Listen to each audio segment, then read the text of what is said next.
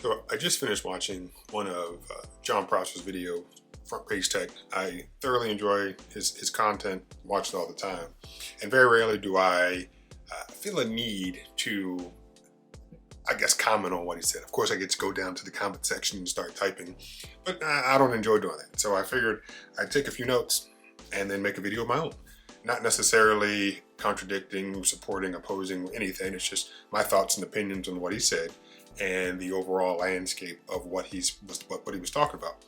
And in this particular video, he's referring to the fact that the European Union just recently passed the European Union Digital Markets Act, which essentially is forcing companies that are considered gatekeepers to become a little more open. And one of those things that is going to affect Apple is the fact that they have an app store. The app store is hosted on the platform, and they're considered kind of the gatekeeper of all that. And of course, the 30% fee, and not allowing other app stores on the iPhone.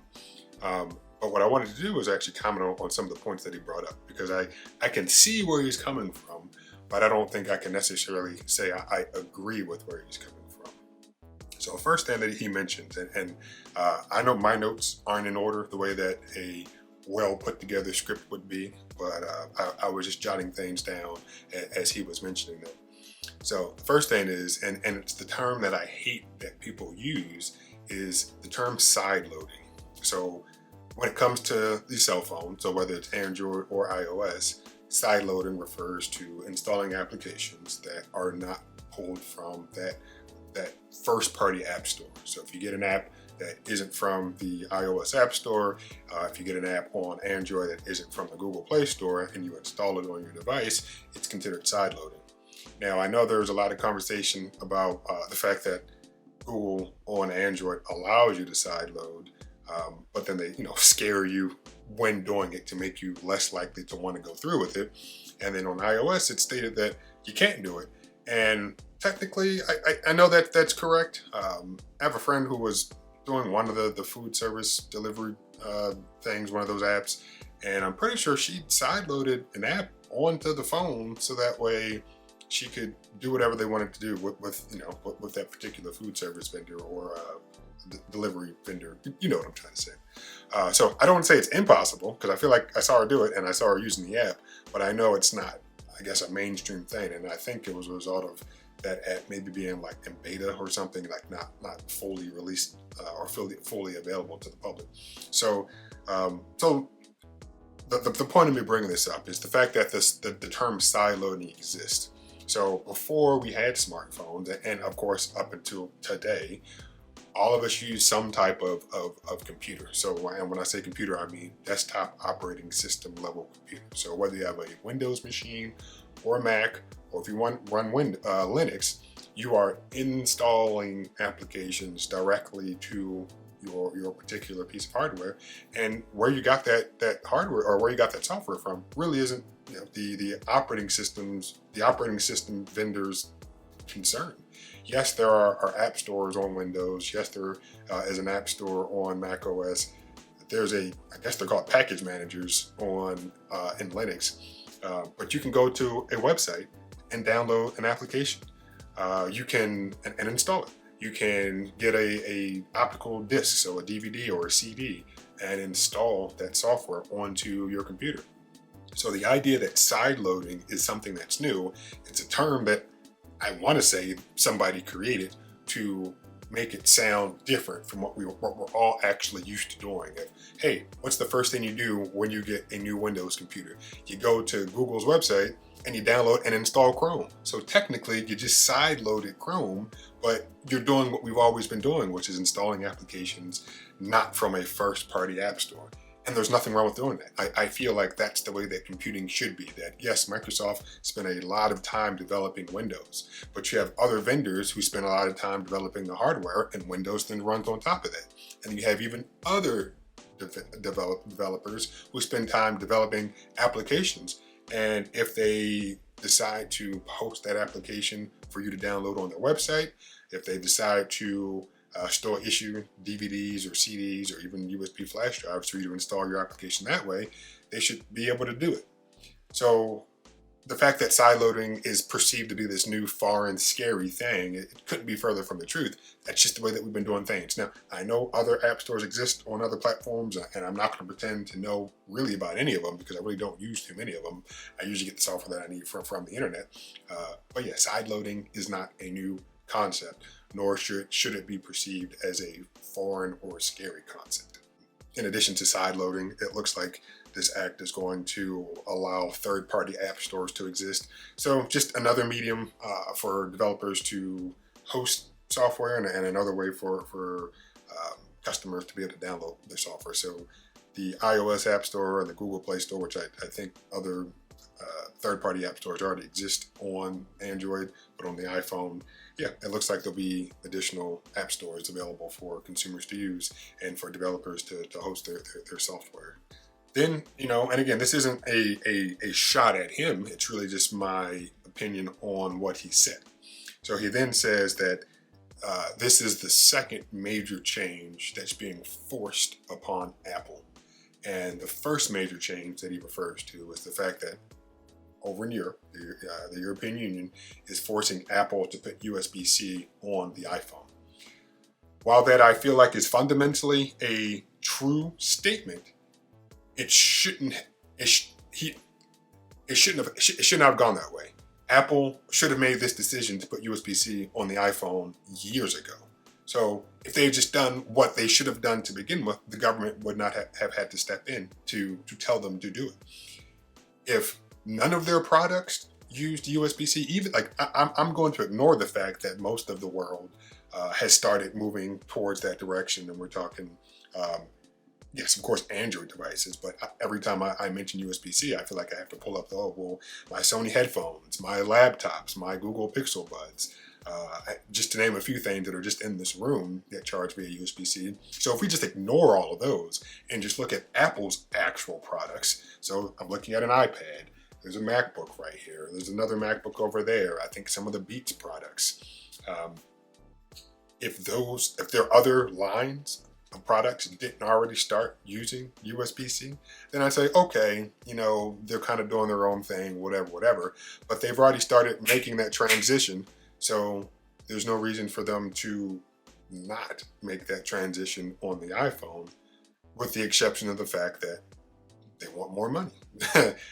They know that, I don't know, and I don't think you know how much money they make off the sale of whether it's lightning cables directly sold by them or the licensing fees that come along with allowing third-party manufacturers to make lightning cables that meet their specs and the made for iPhone program and all that stuff. So even though yes, they technically are being forced to do it, they should have made the decision on their own years ago. And there's really no reason besides greed. I feel like that's they make billions of dollars through the sale of the actual hardware. They make more billions, I don't know how many, or tens or hundreds of millions when it comes to the sale, and you can't see it because I have it kind of locked. But yeah, I have a little lightning cable, and this lightning cable charges one device.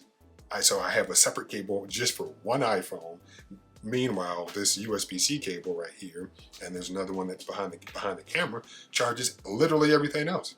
So yes, they were forced to do it, but they should have did it they should have done it on their own and not taken a decade, or I want to say, yeah, I guess it's a decade now, to make that decision or be told to do it. So yeah, so technically I feel like this should kind of only be the first thing that they're being forced to do. But I'll still give more thoughts and opinions on that as we go down. And then he says that these limits aren't a result of Apple getting big, and I'll include a link to his video down in the description because he always does a really good job. So in fact, I watched it twice. So yeah, he always does a good job. But he was in support of the government stepping in to, I guess, prevent mergers of big companies to merge, or for big companies from buying up a bunch of other companies, which essentially limits / wipes out competition. So he was in support of that. But what has happened though is Apple and Google. So I'm not going to pretend that Google isn't also doing some things too. But since he's really talking about Apple has gotten so big, and even though they have kind of done things their own little way, what has happened is they've gotten big enough to the point where the things that they do drastically impact the markets that they are in. So if they are going to do something like not put USB-C on their iPhone, then yeah, the government's probably going to look at it and say, well, if you were a small company, yeah, we probably wouldn't care as much, but you aren't. So either, you could have done it on your own years ago, but you didn't. Meanwhile, the rest of the world is moving towards this common standard, and you aren't. So we're going to step in and do something about it.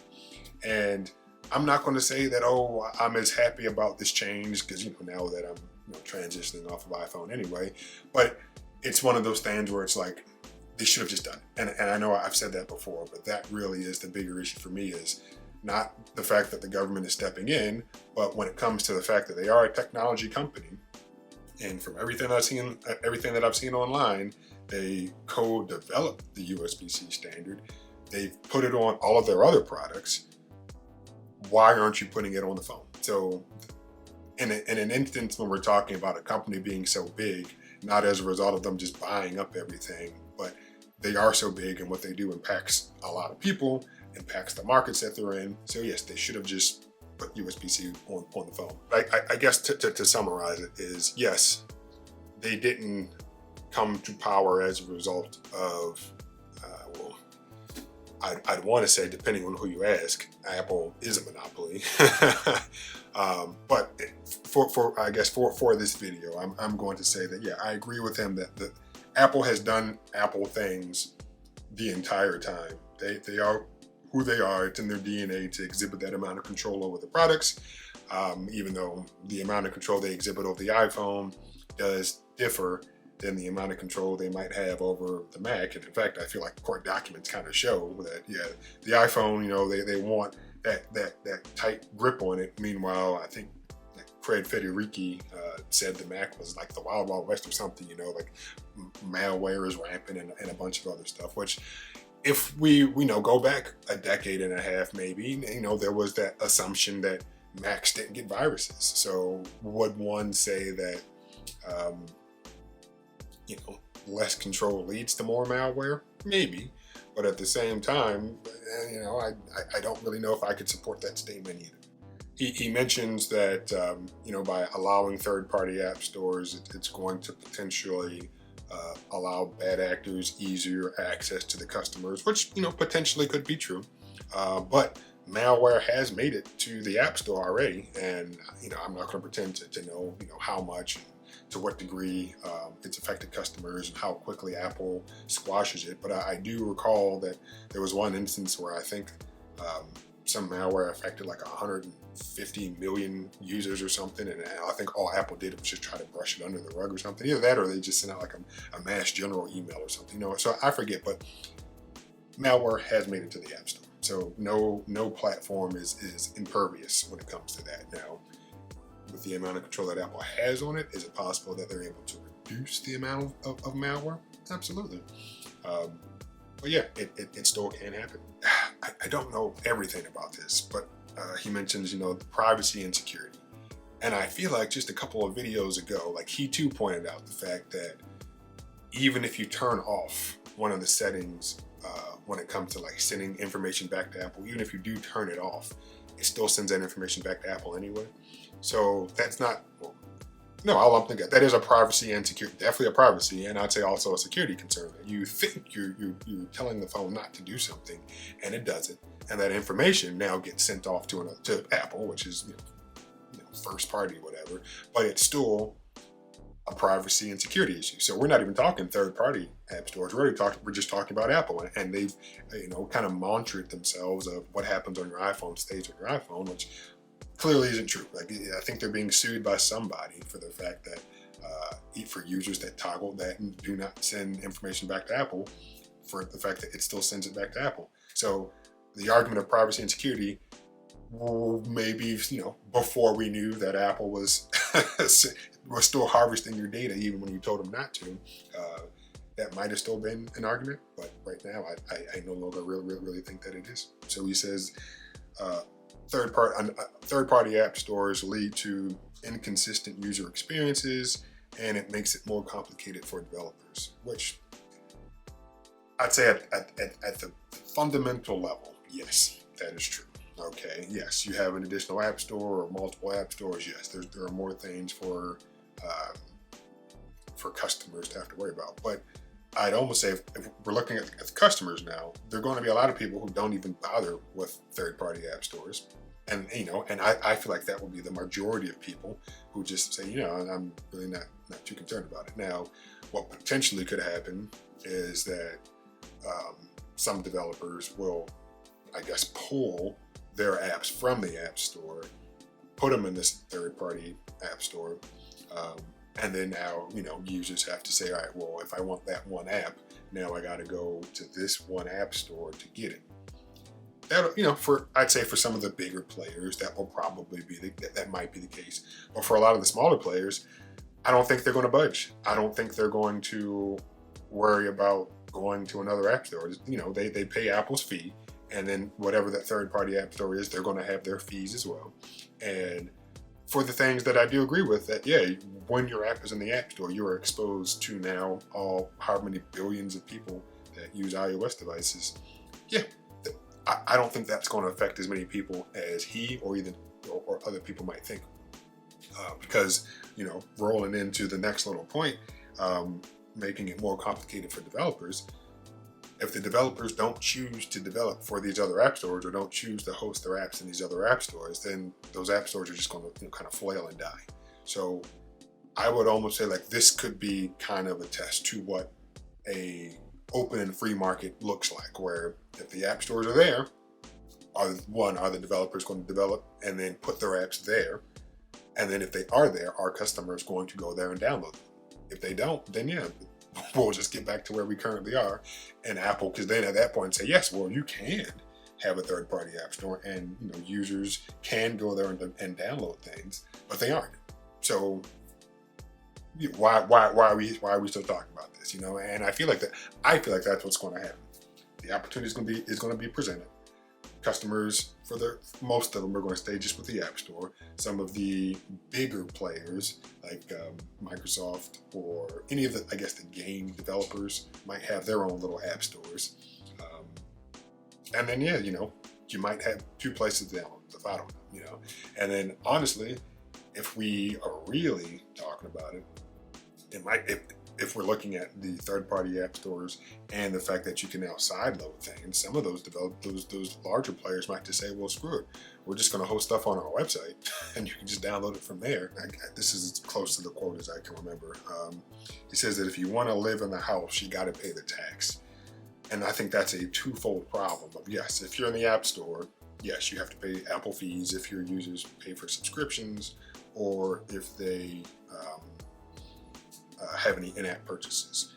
But the other issue that you have to include with that is the fact that currently developers can't put their apps somewhere else. So you might not want to live in the house, but you have to if you want to be on the platform, which you're going to be since there's only two mobile operating platforms anyway. So yeah, it's kind of like it's not a fair statement that hey, I don't want to be in the app store. Well, then you don't want to be on the iPhone, and it's like, well, it's not fair, and it's kind of like with, we have our various desktop operating systems, and most people, or a lot of those app developers, don't pay Microsoft a dime to do anything. I mean, I think there's some certification processes or something, but in terms of being hosted in the Microsoft store, they don't do it because they don't have to. So yeah, I don't think that was a fair statement of if you want to be in the house, you got to pay the tax. Well, I don't want to be in the house, but if I'm not in the house, then I'm out on the platform. And that's not fair. He also goes on to say that, and I think he's trying to allude to the fact that user experiences on the Mac and the iPhone are drastically different. So he says the user base for the iPhone is drastically different than that of the Mac, which is true. And I think he said there are 100 million active Mac users or something, but 1 billion iPhone users. Okay, true.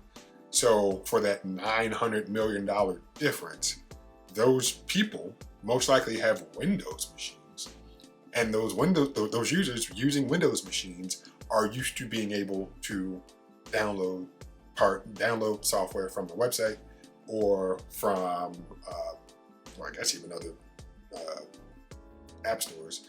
or use CDs or DVDs or whatever. So the idea of side loading is not uncommon to those other 900 million people, because the desktop operating system that they most likely use is the one that allows them to install software from wherever they really see fit.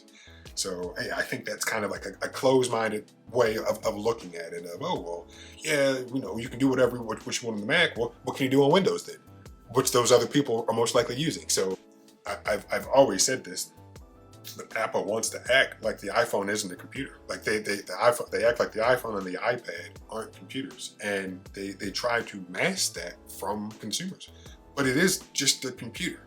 So they're used to computing with Windows. Don't treat it any differently, or allow the user to see that, oh yeah, the phone is just a computer too. So if I want to download Chrome, I can go to Google's website and download Chrome there, and it'll install and do whatever. So, yeah, well, it's frustrating when I hear people kind of say stuff like that, but they're computers. I guess that's the point that I'm getting at. They are computers. And he says, yeah, well, if users, want the choice to be able to kind of have more control over their mobile operating system or their mobile devices, then that choice is Android, which is true, and I don't think a lot of people, I think some people look at iOS as, yes, a more secure operating system for, safety and stuff like that. But you ask those same people, which we've been conditioned to just accept it. But if you ask them, like, hey, if you're on your laptop, how would you install Chrome? Because that's what a lot of people do. They open up their laptop or start their new desktop, Chrome.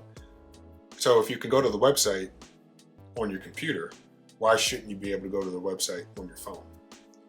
And I don't really have a good answer for that. I mean, I think, yeah, the ease of it might be a reason. Somebody might say, like, yeah, it's just easier. And it's like, well, I mean, I guess it is a little easier, but if Google doesn't want to host stuff in the App Store and still be on the only other mobile operating system, then they should be able to.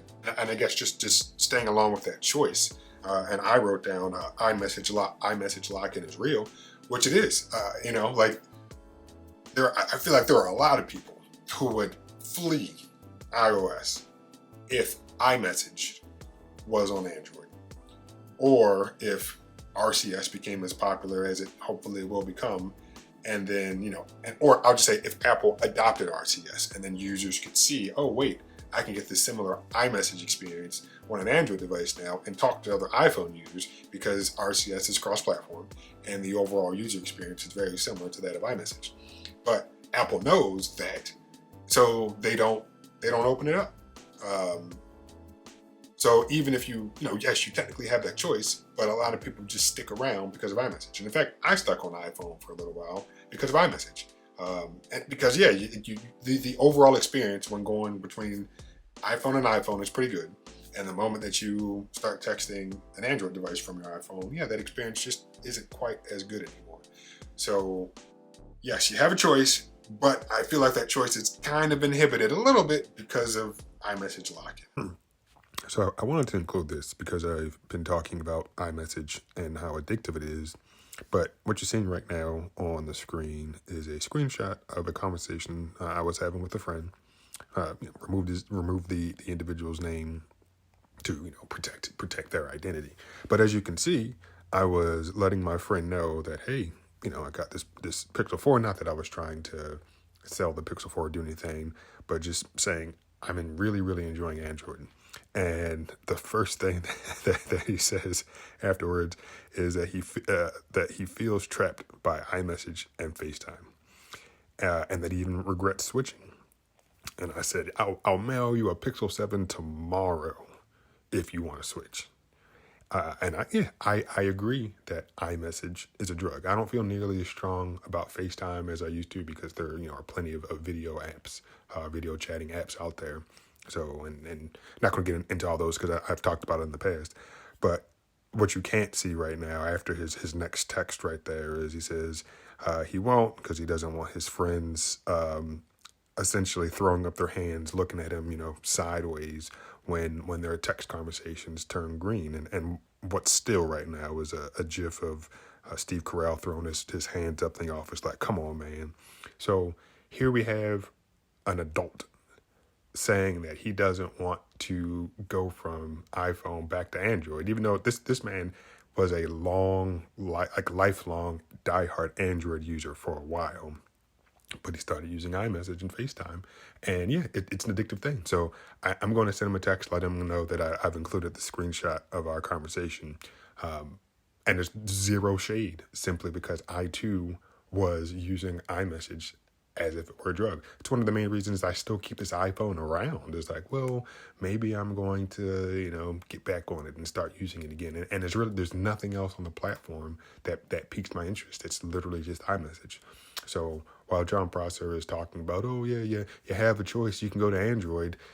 Not only is this, just an anecdotal example of how addictive and how addictive iMessage is and the stronghold that it has over consumers, there are court documents showing that executive level staff know that if we open iMessage, it'll give people a reason to either switch or to not buy their children iPhones. So I really start asking, is there really a choice? Even when you only have two options, is that really a choice? And then now that we know that there are addictive / lock-in traits of the iPhone, do we still really have a choice? Which is leading into just thinking about that control. And I think he was really, really trying to hammer on, he enjoys the amount of control that the iPhone or that Apple exhibits over the iPhone. Cool.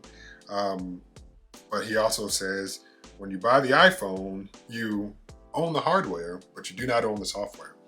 And that too is it's a false statement. It's just wrong.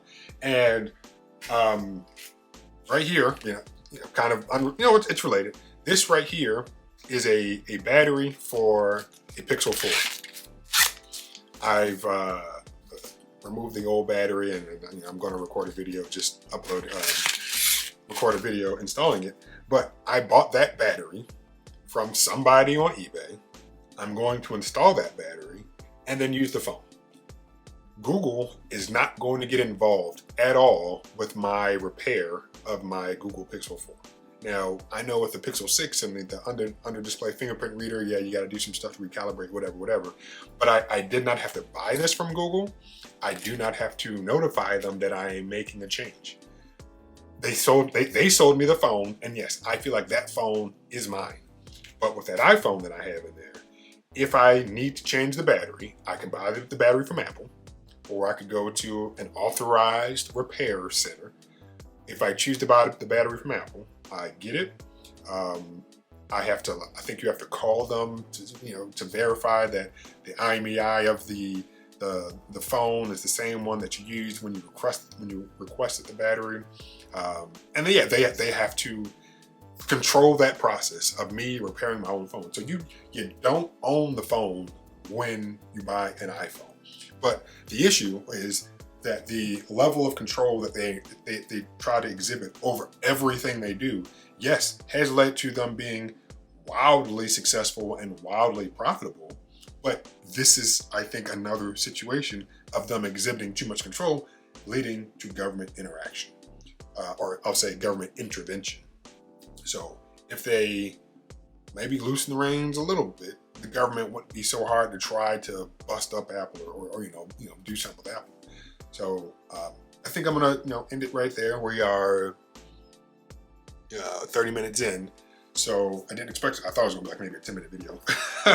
But the whole point of this is, yes, USB-C is coming to the iPhone. Yes, it looks like third-party app stores and side loading is coming to the iPhone. But I don't think either of those experiences are going to, or any of those things are going to hamper the user experience.